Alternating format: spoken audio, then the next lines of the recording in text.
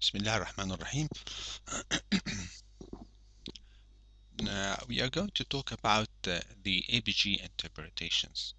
Just try to look deeply to the arterial blood gas interpretation through Henderson and Stewart equations.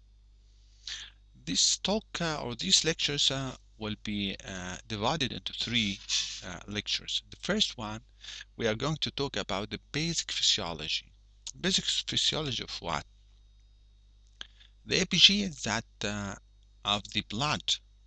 No, it is of the extracellular compartment, which means the plasma, or the non-cellular part of the blood, the plasma, and the extracellular fluid or interstitial fluid. This compartment, which forms about 20% of the total body weight, about 14 liter. In the first chapter, we're going to talk about the physicochemical character of the plasma, osmolality of the plasma, what's meant by acid and alkali, water dissociation, carbon dioxide dissociation, electroneutrality, plasma volume changes, hydration or dehydrations, strong ions, weak ions, and buffers. The second part or second chapter, we are going to discuss how to monitor the normal milliliter of the extracellular space, or how to monitor the pathophysiological changes. And so we have got a lot of monitor.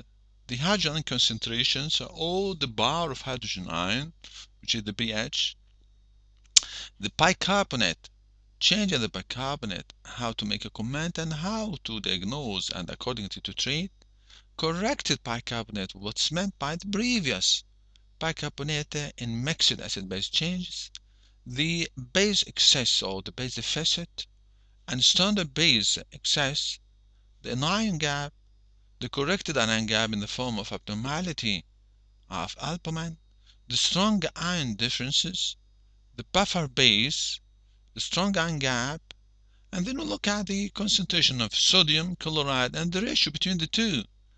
And how can we use that in the management of the patients? And then we'll look at the carbon dioxide and its relation with the partial pressure of carbon dioxide and its impact of the acid base through the Henderson-Hasselbalch equations or through the Stewart equations.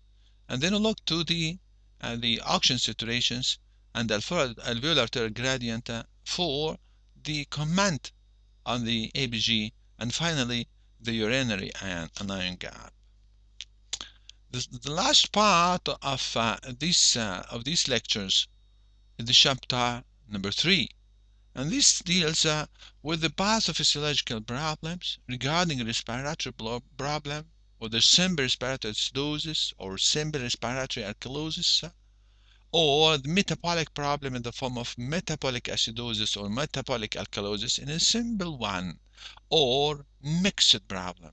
And in this case, we'll follow certain algorithm for the diagnosis of such problems, whether simple or mixed, and we'll discuss a lot of cases.